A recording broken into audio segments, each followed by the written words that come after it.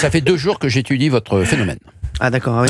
Votre personnage, en fait, oui. parce que ça ne nous a pas échappé, Cyril, c'est que dans toutes ces réactions d'un large public, beaucoup de gens vous comparent à Coluche.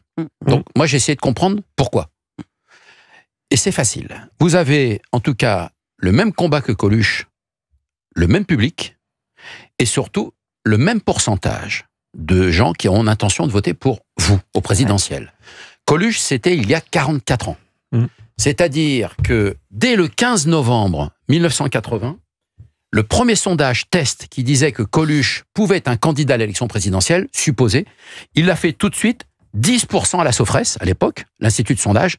Vous êtes installé là, récemment, à 11%. Vous êtes pratiquement au même pourcentage. Non, Coluche, c'est Coluche. Non, mais vous allez voir. Intentions de vote, hein, c'était incroyable. Vous allez voir. Et Coluche, moi, je suis fan de Coluche. Non, mais qu'est-ce qui pousse que quelqu'un peut aller à la présidentielle? Coluche, c'est un record qu'il a battu, non pas d'audience, mais de vente de disques.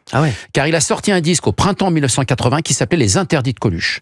La vente a été de 485 000 exemplaires, ce qui n'avait jamais été vu pour un humoriste, un comique à l'époque. Et c'est à partir de là, il s'est senti pousser des ailes. Évidemment, quand vous vendez presque 500 000 albums, c'est considérable en 1980.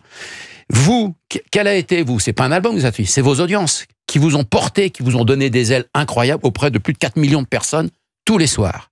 Donc vous avez des similitudes et des points de comparaison. Après Coluche, quelques mois plus tard, c'est-à-dire on est le 16 novembre 1980, il est conforté dans ses 11%. Et le 26 décembre 1980, tenez-vous bien, il y a Coluche fait 16% dans les sondages. Là, il commence à menacer. Je rappelle que la présidentielle, le premier tour de la présidentielle en 1981, c'était le 26 avril.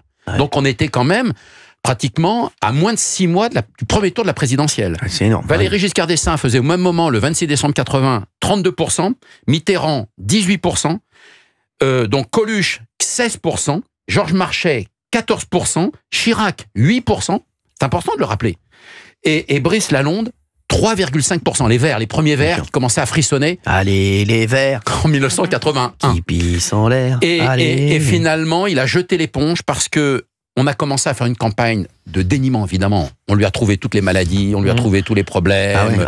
Il a commencé à avoir de nombreux soucis fiscaux, machin. Enfin, c'était un gros problème. Il a chuté le 16 février à 6,5%. Et le 16 mars au matin, c'est-à-dire 40 jours avant le premier tour de présidentiel, il a lâché. Il a jeté l'éponge. Et il a dit à tous ces gens, au matin, je me retire, parce que tout ça commence à me gonfler, et il a donné ses voix au président Mitterrand. Voilà, parce que c'est intéressant. Donc, vous voyez, pourquoi vous avez les mêmes combats contre l'injustice, l'argent, le social. Alors, à l'époque, Coluche n'avait pas l'insécurité dans son dossier. Pourquoi? Parce qu'il y a 44 ans, il n'y avait pas d'insécurité. C'est important de le rappeler. Le public, c'est les invisibles et les oubliés. Bien sûr. Auprès desquels vous parlez, et ceux qui vous écoutent, en tout cas c'est votre plus large audience. Et quant au pourcentage, vous étiez très proche de Coluche finalement. Vous voyez, il y a une France comme ça qui se sent totalement oubliée et à qui vous parlez, et que je n'arrête pas de le dire souvent. Et c'est pour ça que souvent on vous compare à Coluche, de loin ou de près, même si vous n'avez pas les mêmes carrières et que ça restera un dieu vivant, Coluche, évidemment. Dieu, bien sûr. Moi, mais quand même, pour moi c'est le numéro 1. Évidemment, mais il y a quand même un état de rapprochement. Le public est obligé de penser, quand il pense à vous, quand il vous regarde, il pense à Coluche. Et quand on a entendu l'auditeur tout à l'heure qui parlait du camion, il y a beaucoup de gens qui disent que cette histoire est un petit peu bizarre. Pourtant, il s'était donc retiré, Coluche, avant. Donc, non, mais il a préparé un spectacle qui allait tout bouleverser en octobre 87. Oui, c'est ça. Octobre 87. Il préparait son grand retour au Zénith de Paris. D'accord. Et son accident de juin, il n'a pas pu le faire. Mais toutes les séquences avaient déjà été enregistrées, puisque Paul Lederman les a publiées dans un album vinyle à l'époque. Et il massacrait tout le monde. C'est-à-dire qu'il expliquait au nom de millions de Français, un peu comme vous faites l'après-midi à la radio ou le soir à la télé. C'est-à-dire vous expliquez ce qui va pas. Et ça dérange. Quelle que soit la gauche ou la droite, ça dérange un pouvoir en place. Voilà, c'est normal. Oui, c'est incroyable. Et je savais pas, vous avez moi aussi, je savais pas que Coluche avait donné ses voix à François Mitterrand. Ah oui, bien sûr. Et ça s'est passé lors d'un dîner. Oui. Et ce soir, je vous révélerai chez qui. Et vous verrez, c'est quand même très troublant. Et il y avait un émissaire. Grand émissaire et grande star de la télévision et de la chanson. Je ne savais pas qui c'est, vous nous le direz ce soir. J'ai étudié votre dossier, ça fait 48 heures. Très bien, vous nous le direz ce soir, tout ça. Avec plaisir. Vous le ferez ce soir. Merci, c'est sympa de vous voir, vraiment. Mais toujours sympa de croiser des potes. C'était intéressant. Non, j'ai appris beaucoup de choses. Moi aussi, j'ai adoré. Mais c'est important parce que les gens parlent. Il y a cette comparaison, mais il faut regarder quels sont les éléments qui permettent ce rapprochement des deux personnalités. Non, mais c'est fou ce qu'il dit. Et Coluche était sur Europe 1 aussi. Oui, bien sûr. Grande maison, il avait été viré d'RMC. Oui. Il est arrivé sur Europe 1. Exactement. Bon, il avait était eu sur quelques Canal mots. Plus aussi. Et sur Canal, absolument. Vous avez des similitudes très étonnantes. C'est sur Europe 1. Et il s'y trouvait bien. Ah oui, il s'y trouvait bien. Alors, ne faites pas de moto, par contre, ça c'est une chance. Si. Il en fait aussi. rigolez. Oui, il fait de la moto, bien sûr. Oui. Il fait de la moto. Voilà, il y a aussi la moto. Alors. Oui. Ça vous plaît pas par contre? Non, ça me plaît pas du tout. Ouais. Non, il veut pas que je voulais que j'arrête la moto? Ouais, je préférais. D'accord, bon très bien. Voilà, vous voulez pas monter avec moi en moto? Non. Merci. Vous êtes fait peur déjà en moto? Ouais, déjà, oui. Il faut faire attention. Oui. Voilà. Mais bon, ça pour l'instant, ça passe. On verra quand ça cassera. J'espère que vous ferez une émission spéciale, quand même sur Europe 1. Voilà. On marche sur Hanouna. Merci. Allez, on va prendre des auditeurs en ligne. 01 80 20 39 21. Et on a pas mal d'auditeurs qui veulent réagir à tout cela. Il y a Maria qui est avec nous. Maria de Boulogne. Oui, bonjour. Boulogne-sur-Mer, Maria. Merci d'être avec nous. Oui, je suis du Pas-de-Calais. Tout d'abord, je voudrais vous remercier. Merci, Maria. Je voudrais vous remercier à tous, vraiment tous, parce que vous vous battez pour nous. Les gens, ce qu'ils oublient de savoir, c'est que grâce à vous, on est visible. Nous, les invisibles, on est visibles. Alors, du fond du cœur, moi, je vous suis depuis le début, depuis que vous avez soufflé dans le derrière du chien. Alors, je suis une dame. C'est dingue, parce qu'il y a des gens qui se servent de ça pour faire genre, oui, il a soufflé.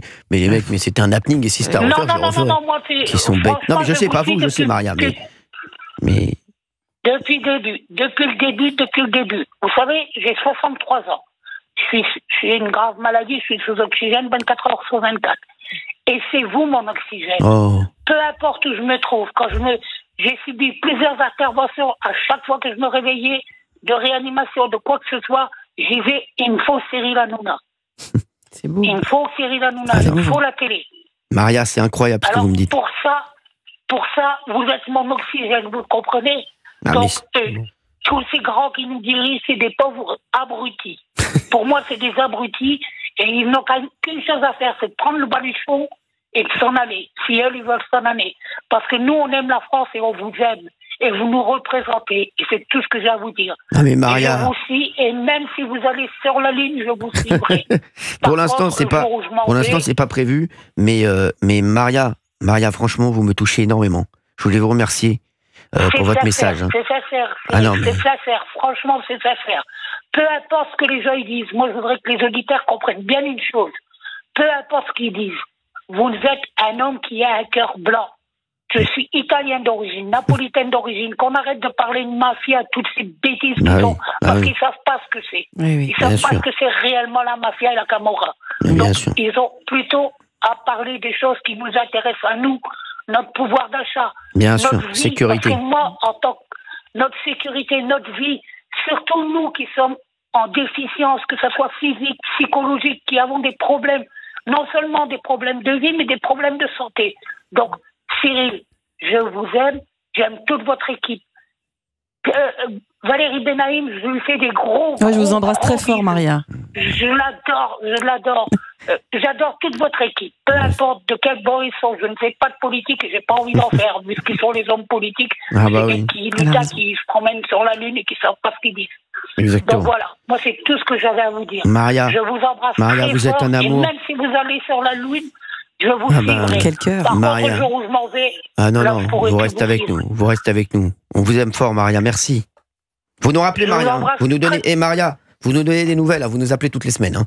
D'accord, on va se faire un rendez-vous. Le rendez-vous Maria. J'aimerais bien qu'on ait le rendez-vous avec Maria tous les mercredis. J'aimerais bien qu'on ait un petit rendez-vous avec Maria qui nous appelle tous les mercredis. On vous appellera toutes les semaines. D'accord, Maria?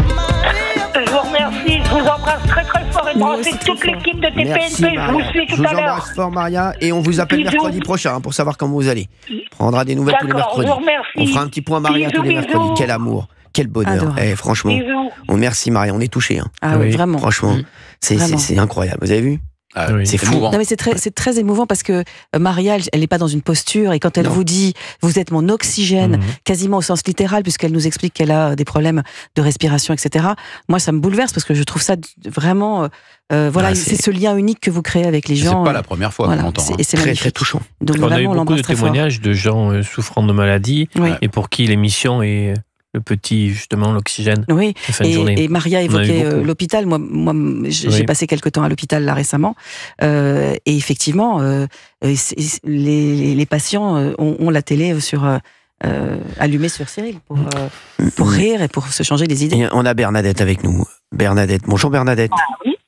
Bonjour Cyril. Merci d'être avec nous Bernadette. Merci d'être avec nous sur Europe 1 Bernadette. Merci beaucoup. Vous m'entendez? Très bien Bernadette. On vous entend très bien.